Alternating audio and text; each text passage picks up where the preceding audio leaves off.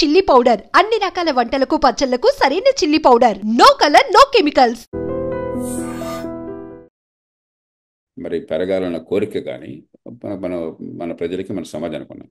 కాబట్టి చైనా నిల్వరించే ప్రయత్నం చేస్తుంది. దీనిలో రహస్యం ఏం లేదు. అది మావోయిస్టుల ద్వారా కావచ్చు, మరొకటి ద్వారా కావచ్చు. కానీ అదే పనిగా పెట్టుకుని ఒక విఫల రాజ్యంలాగా, ఒక రోగు రాజ్యంలాగా చైనా ప్రవర్తించదు. చైనా ప్రపంచంలో ఒక బాధ్యత గల దేశంగా అమెరికాకి ధీటుగా ఎదగాలని నేను విశ్వ ప్రయత్నం చేస్తున్న దేశం. కాబట్టి ప్రపంచ సమాజంలో గౌరవ ప్రతిష్టలు పొందాలని చెప్పంటే పిచ్చి పనులు చేయకూడదు. కాబట్టి చైనా పాకిస్తాన్కి వ్యూహాత్మకంగా మద్దతు ఇవ్వటం వేరు, టెర్రరిజాన్ని సమర్థించడం వేరు. చైనాకు కూడా టెర్రరిజం అంటే చాలా తీవ్రమైనటువంటి వ్యతిరేకత ఉన్నది. ఎందుకంటే చైనాలో జనాభా తక్కువైన ఒక 4-5% అయినా కూడా అక్కడ చైనా పశ్చిమ భాగంలో ముస్లిం ప్రాంతం ఉన్నది. అక్కడికి పొరపాటున టెర్రరిజం పాకితే చైనా గందరగోళం అవుతుంది. వాళ్ళకి ఇష్టం లేదు. అంచేత చైనా టెర్రరిజాన్ని ప్రోత్సహించదు, కానీ పాకిస్తాన్కి మద్దతు ఇస్తుంది. మరి ప్రపంచ దౌత్యనీతి అట్లాగే ఉంటుంది. దాన్ని మనం అర్థం చేసుకోవాలి. మన పొరుగున్న దేశాలు మిత్రులను మనం ఎంచుకోవచ్చు, కానీ పొరుగున్న దేశాలను ఎంచుకోలేము. అవి జాగ్రఫీ. అక్కడ ఎవరెక్కడున్నారని చెప్పన్నది ఆ సరిహద్దుల్లో చరిత్ర నిర్ణయిస్తుంది, కానీ మన చేతుల్లో లేదు. దానికి చైనా లాగా మనం కూడా ఓడిపులాగా వ్యవహరించాలి తప్పితే ఇదేదో చైనా పాకిస్తాన్కి ఉగ్రవాదానికి మద్దతు ఇస్తుంది అనుకోండి పొరపాటు. అదే సమయంలో మనం అప్రమత్తంగా ఉండాలి. మనకు కొంచెం గిరిగజ్జ ఇబ్బందులు పెట్టడం, మనకు కొంచెం ఎక్కడైనా చికాకుంటే వాళ్ళు కూడా ప్రోత్సహించడం ఉంటుంది కొన్ని సందర్భాల్లో. ఉదాహరణకి మన పక్కన ఉన్నటువంటి బర్మా ఉంది. బర్మా నిజంగా అక్కడ ప్రజాస్వామ్యానికి వ్యతిరేకంగా వాళ్ళు చేస్తున్నప్పుడు, ప్రజాస్వామ్య శక్తిని జైళ్ళల్లో పెట్టి హింసిస్తున్నప్పుడు మనం బర్మాకు వ్యతిరేకంగా పోరాడాలి. కానీ బర్మా ఏం చేస్తుంది? అలా జరిగినప్పుడల్లా అక్కడ సైన్యం ఆధీనంలో ఉన్న ప్రభుత్వం ఈ టెర్రరిస్టుల్లో లేకపోతే ఈశాన్య భారతంలో ఉన్నటువంటి కొంతమంది ఆటంకవాదుల్లో మన దేశానికి మళ్ళీ పంపించే ఏర్పాటు చేస్తుంది. అంచేత వాళ్ళతో మనకు సాధించే అవసరం. ఈ దౌత్య నీతిలో మన ప్రయోజనాలను కాపాడుకోవడం కోసం రకరకాల వ్యూహాలు అవసరం. వాళ్ళు కొన్ని వ్యూహాలు వేస్తారు, మనం కూడా కొన్ని వ్యూహాలు వేస్తాం. వాళ్ళు పావులు కదులుతారు, మనం కూడా పావులు కదుపుతాం. అందుకని ప్రతిదానికి మనం బెంగపడిపోకూడదు, కంగారు పడిపోకూడదు. నింపాదిగా ఆలోచించి ఆలోచించి వ్యవహరించాలి. సో ఇప్పుడు పాకిస్తాన్కి సింధు నదీ జలాల్ని ఆపేస్తామని ఒక రోజు ఆపేశారు, మరోవైపు ఇంకొక రోజు సడన్ గా గేట్లు ఎత్తేసారు, అక్కడంతా మునిగిపోయేటువంటి పరిస్థితి వచ్చింది. ఇది ఎంతకాలం ఉంటుంది అని అనుకున్నప్పుడు నిజంగా హిమాలయాల నుంచి జలాలు కరిగిపోతున్నాయి, మళ్ళీ అప్పటికప్పుడు డ్యాములు కట్టుకునే పరిస్థితి మన దగ్గర ఉందా? ఈ విధానం అనేది ఎన్ని రోజులు కలిసి వస్తుంది? నిజంగా ఈ ఎండలకి, గ్లోబల్ వార్మింగ్ ఇంకోటి అంతా అవుతున్నప్పుడు క్షణాల్లో కట్టుకునేంత డ్యాములు కానీ ఆ టెక్నాలజీ కానీ మనకు లేనప్పుడు అక్కడికి పంపించకుండా చేయడం అంటే లాభమా నష్టమా అనేటువంటి వాదన కూడా ఉంది కదా సార్. ముందు అర్థం చేసుకోవాల్సింది కవిత, హిమాలయ పర్వతాల్లో ఉన్నటువంటి ఇండస్ సింధు నది కానీ, ఝేలం చెనాబ్ నదులు కానీ, మూటి మీద పాకిస్తాన్కి హక్కులు ఉన్నాయి. అక్కడ నీటిని ఆపే శక్తి మనకు లేదు, నీటిని వదిలే ఏర్పాటు లేదు. రెండు పక్కల ఆపలేదు. మనం ఆపేసాము, పాకిస్తాన్ ఎడారిని పడిపోయిందని చాలా పొరపాటు. ఎందుకంటే అక్కడ మనకు జలాశయాలు ఏమి ఉండవు. మనకున్న జలాశయాలు కొద్దిగా ఉన్నాయి. ఏమిటవి? హైడ్రో పవర్ ప్రాజెక్టులు పెట్టిన కారణంగా. హైడ్రో పవర్ ప్రాజెక్టు కోసం పర్వతాల్లో ఉండే జలాశయాలు నీళ్లు ఎక్కువ నిల్వ ఉండవు. చాలా కొద్దిపాటి నీళ్లు, ఒకటి 2 టీఎంసీలు 3-4 టీఎంసీ నీళ్లు ఉంటాయి అంతే. ప్రవాహం ఉంటుంది, తర్వాత ఎత్తు ఉంటుంది. ఎత్తు నుంచి కిందకి నీళ్లు పారుతున్నాయి కాబట్టి దాని నుంచి మనం జల విద్యుత్తుగా మార్చుకుంటున్నాం అంతే తప్ప అక్కడ నీళ్లు మనం ఆపడానికి లేదు, లేదా వదలడానికి లేదు. ఆపుతున్నామని మనం భ్రమపడితే అది మన భ్రమ. వదిలేస్తే నీళ్లు వస్తున్నాయి, పాకిస్తాన్లో కొన్ని ప్రాంతాలు మునిగిపోతున్నాయి, ఆక్రమిత కాశ్మీర్ మునిగిపోతుందని చెప్పి పాకిస్తాన్ ప్రభుత్వం చేస్తున్న అసత్య ప్రచారం. మనం రెంటికి లొంగిపోకూడదు. అక్కడ మనం దౌత్యపరంగా ఒక బలమైన సంకేతాన్ని ఇవ్వడం కోసం ఇండస్ నీటి ఒప్పందాన్ని పక్కన పెట్టామంటున్నాం. పాకిస్తాన్ కూడా కొన్ని చికాకులు పెడుతోంది. పాకిస్తాన్కి ఏ నష్టం లేకుండా పైన విద్యుత్ ప్రాజెక్టులకు ఆటంకం కలిగిస్తుంది ఒకటి. రెండోది మనకి హక్కుగా ఉన్న నీళ్లు కూడా పూర్తిగా ఉపయోగించుకోలేకపోతున్నాం. దానికి పాకిస్తాన్ మీద ఒత్తిడి తీసుకురావడం కోసం ఈ ప్రయత్నం మనం చేస్తున్నాం అంతే తప్ప దీనివల్ల పాకిస్తాన్కి వచ్చే ఉపద్రవం లేదు, ప్రపంచానికి లేకపోతే పాకిస్తాన్కు హాని చేయాలన్న కోరిక భారతదేశానికి లేదు. కానీ బలమైన దౌత్య సంకేతాలు మనం ఇస్తున్నాం. ఇప్పుడు యునైటెడ్ నేషన్ లో కూడా భారత్ తన వాదనని గట్టిగా వినిపిస్తోంది. ఒక రోగు స్టేట్ గా పాకిస్తాన్ అభివర్ణించింది, గ్లోబల్ టెర్రరిజాన్ని ప్రోత్సహిస్తోంది అనేటువంటి వాదన. ఇప్పుడు నిజంగా మనమైతే దౌత్య సంబంధాలు కావచ్చు, లేకుంటే మన వైపున నిలుస్తున్నటువంటి దేశాలు ఎక్కువగా ఉన్నప్పటికీ యునైటెడ్ నేషన్స్ అనేది తన పాత్ర ఎలా ఉండాలి సార్? అసలు యాక్చువల్ గా ఎలా ఇంటర్వ్యూన్ అవ్వాలి, ఏం చేయాలంటారు? పాకిస్తాన్ మీద ఒత్తిడి తేవడమా, ఏం జరగాలి అక్కడ? దీనివల్ల అద్భుతాలు జరగవు కవిత. కానీ ఏంటంటే అంతర్జాతీయ సమాజంలో హ్మ్. ఒక చర్చ తీసుకొచ్చినప్పుడు మనం సాక్ష్యాలతో ముందు పెట్టినట్టయితే సభ్య సమాజంలో, నాగరిక సమాజంలో ఎవరో కూడా టెర్రరిజాన్ని ప్రోత్సహించరు. కాబట్టి పాకిస్తాన్ మీద ఒత్తిడి పెరుగుతుంది. హ్మ్. మరి వాళ్ళు నిజమే మేము టెర్రరిస్టులు ప్రోత్సహిస్తున్నాం, మా భూమి నుంచి వాళ్ళు ఇండియా మీద దాడి చేస్తున్నారని ఒప్పుకుంటారా? ఒప్పుకోరు. కాబట్టి మీరే చేశారు, మీరే చేస్తున్నారు, ఇవన్నీ పట్టుకొని వాళ్ళ మాట వాళ్ళు బుకాయిలు చెప్పేస్తారు, బుకాయిస్తారు. హ్మ్. కానీ ప్రపంచం చూస్తోంది వెయ్యి కళ్ళతో ఏం జరుగుతుందని చెప్పన్నారు. కాబట్టి మన వాదన మనం వినిపిస్తాం. దానివల్ల పెద్దగా ప్రయోజనం రాదు. ఎందుకంటే అక్కడ సెక్యూరిటీ కౌన్సిల్, భద్రతా సమితి, భద్రతా మండలి అనేది వాళ్ళు కూర్చుని ఏకగ్రీవంగా నిర్ణయం చేస్తే తప్ప, 5 అగ్రరాజ్యాలు కూడా ఒప్పుకుంటే తప్ప ఏ పని చేసే సాధ్యం కాదు. కానీ కేవలం ఒక చర్చ కోసం పనికొస్తుంది, ఒక నైతికంగా ఒత్తిడి చేయడం కోసం పనికొస్తుంది. ఆ హ్మ్. ప్రయత్నాన్ని మనం గట్టిగా చేస్తాం. సో అంతకుమించి మన వేరే ప్ర మార్గం లేదు.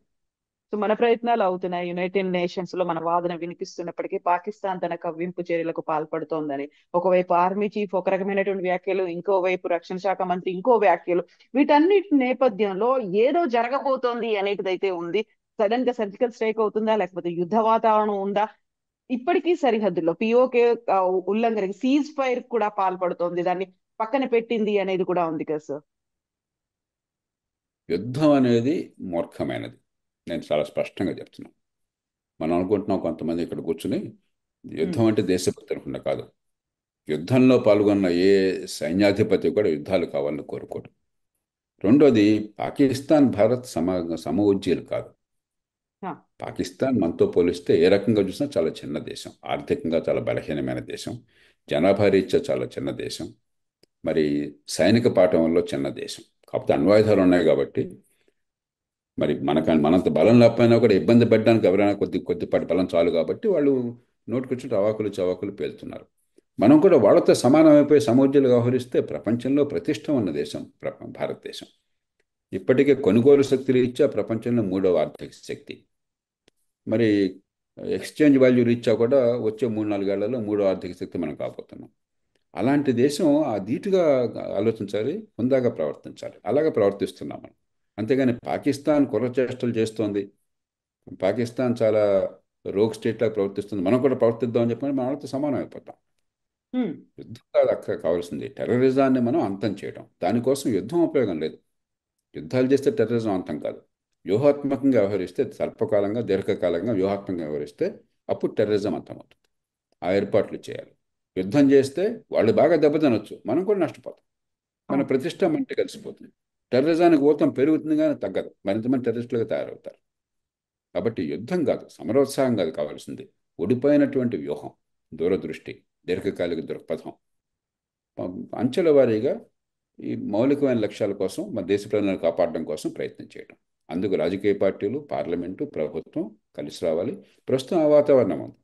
ప్రస్తుతం ఉమ్. దేశంలో మొత్తం మీద మిగతా రాజకీయాలను పక్కన పెట్టి దేశ ప్రజలను కాపాడడం కోసం ఈ విషయంలో మనందరం ఒకటన్న విషయాన్ని ముక్తకంఠంతో దేశ సమాజం, దేశ రాజకీయం చెప్తోంది. కాశ్మీర్లో ముస్లింలతో సహా అందరూ టెర్రరిజాన్ని ఖండిస్తున్నారంటే అది మంచి పరిణామం, దేశ ఐక్యతకు నిదర్శనం. అంచేత దాన్ని ఉపయోగించుకుని మనం సరైన వ్యూహాలతో కదలాలి. కానీ యుద్ధం హడావిడి చేయటము, మేము ఏదో తుపాకులు పేల్చేస్తాము, మరి ఆ దేశంలో చొరబడతామని చెప్పంటే ఉపయోగం లేదు. ఉమ్. సో పాకిస్తాన్ ఆయుధ సామాగ్రిని ఎక్కువగా పెంచుకుంటోంది అనే దాంతో పాటుగా అక్కడ ఉన్నటువంటి బార్డర్ లో ఉన్నటువంటి కాశ్మీరీలు బంకర్లలో తలదాచుకుంటున్నారు, పైనుంటే ఎలాంటి పరిస్థితి ఉపద్రవం వస్తుందో అనేటువంటి వార్తలు ఇవన్నీ వస్తున్నాయి. కొంచెం రెగ్యులేట్ చేయాలి మీడియాను అని భారత ప్రభుత్వం కొన్ని రెగ్యులేషన్స్ పెట్టినప్పటికీ కూడా ఇలాంటి వార్తలన్నీ వస్తున్నాయి. అక్కడ ఏదో జరగబోతోంది అనేటువంటిది 24/7 వినిపిస్తున్నటువంటి ఈ వార్తలు, వాదనలు సార్. మనకి ఒక బలమైనటువంటి వ్యక్తి కానీ, బలమైన దేశం కానీ ఎక్కువ ఆర్భాటాలు చేయదు. ఉమ్. చేయాల్సిన పని సరైన సమయంలో, సరైన రీతిలో, సరైన చోట చేయాల్సిన పని స్పష్టంగా, నిశ్శబ్దంగా చేస్తుంది. మనం కూడా ఆ పనే చేయాలి. అందుకోసం ప్రభుత్వం పూనుకుంటుందనే విశ్వాసం నాకున్నది. మన నిఘా యంత్రాంగాన్ని మనం నమ్మాలి, మన భద్రతా దళాలను మనం నమ్మాలి. పార్టీలకు అతీతంగా దేశంలో మన సంకల్పం, మనకు ఉమ్మడిగా సంకల్పం ఉన్నది. కాబట్టి మన ప్రయోజనాలను కాపాడడం కోసం ఏం చేయాలో అది చేస్తాం. కొన్ని సందర్భాల్లో ఎక్కువ మాట్లాడకుండా పని చేయాలి, కొన్ని ఉమ్. సందర్భాల్లో గట్టిగా చెప్పాల్సింది దౌత్యనీతి కోసం చెప్పని. అంతే తప్ప ప్రతిదానికి హంగామా చేయడం, ఆర్భాటం చేయడం అని హుందాగా తనం ఉన్న వాళ్ళ లక్షణం కాదు. హుందాతనం ఉన్న దేశం మనం. పాకిస్తాన్లో ఏమిటంటే సైన్యం ఉనికే భారతదేశం మీద రోజు కయ్యానికి దిగితే సైన్యాన్ని ఉనిక్కుంటుంది, లేదా సైన్యాన్ని ఎవరో పట్టించుకోరు అక్కడ. వాళ్ళ అధికారం, వాళ్ళ ఆధిపత్యం కొనసాగుతుంది. మన దేశం అట్లా కాదు. మన దేశంలో సైన్యం పూర్తిగా సివిలియన్ ప్రభుత్వానికి లోబడి ఉంటుంది. ఏ పార్టీ ప్రభుత్వం అన్నా, ఎవరి ప్రభుత్వం అన్నా కూడా ప్రజాస్వామ్యంలో జరగాల్సింది అదే. మనం పాకిస్తాన్ లాగా తయారైతే ఎట్లాగా? అలాగే పాకిస్తాన్లో అభద్రతకు గురవుతున్న రాజకీయ వ్యవస్థ ఉన్నది. అవాకులు చవాకులు మాట్లాడితేనే మనగడ ఉన్నట్టు రాజకీయ వ్యవస్థ ఉంది. మనం అట్లా కాదు. మనం మనం పాకిస్తాన్ అనుకరిస్తే ఎట్లాగా? పాకిస్తాన్ మనం అనుకరించాలా వాళ్ళకి విజ్ఞత ఉన్నట్టయితే. అదే మనం పాకిస్తాన్ అనుకరించి వాళ్ళలాగా మాట్లాడి బస్తీ మీద సవాలని వాళ్ళతో సమానంగా ఉంటే మన స్థాయి దిగజారుతుంది తప్ప మన స్థాయి పెరగదు. సార్, ఇప్పుడు ఒకవేళ మీ అనాలిసిస్ ప్రకారం ఇవే మనం సంయమనం పాటిస్తూ ఉంటాం, సరైన సమయంలో సరైన నిర్ణయం తీసుకుందాం అనుకుంటే ఎంత కాలం పడుతుంది సార్ ఇలాంటి ఒక టెర్రరిజం కావచ్చు మన మీద అటాక్ జరగకుండా చూడడానికి, కంప్లీట్ గా ఒక ఫుల్ స్టాప్ పెట్టడానికి? కాకపోతే గత అనుభవాన్ని చూద్దాం మనం.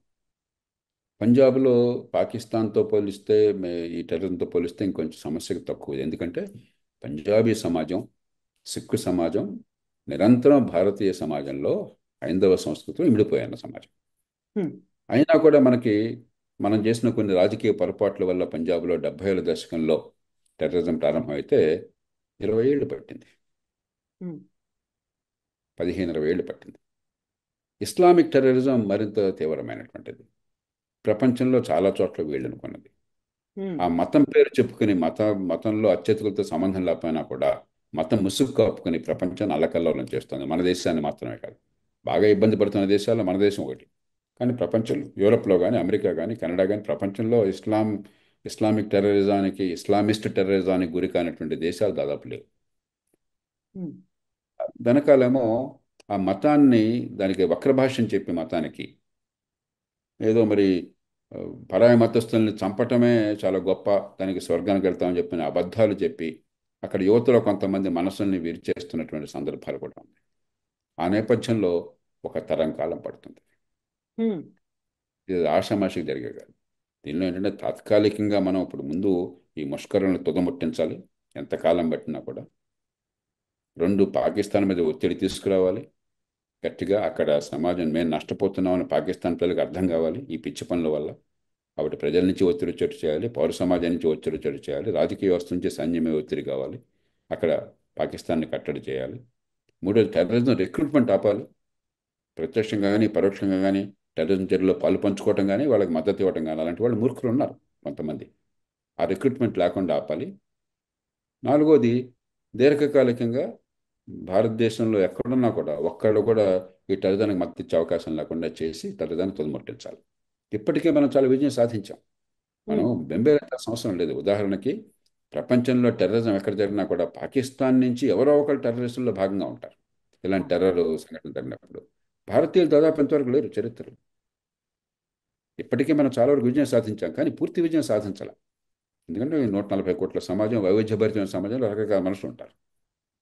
కాబట్టి మనం చాలా ఓపిక్గా దీర్ఘకాలం పోరాడాల్సిందే తప్ప, నేను ఇందాక చెప్పాను, స్విచ్ ఆన్ చేస్తే వెలిగేటువంటిది, ఆఫ్ చేస్తే ఆరే ద్వీపం కాదు. ఇది దీర్ఘకాల పోరాటం, ఒక తరం కాలం పోరాటం.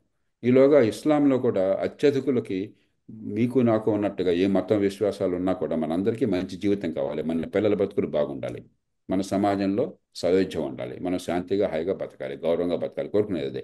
ఇస్లాంలో అత్యధికులు కోరుకునేది అదే. కాబట్టి వారిది పైచేయి కావాలి. అలాంటి ఆలోచన వాళ్ళతో పైచేయి కావాలి, మూర్ఖుల ఆలోచన కాకుండా.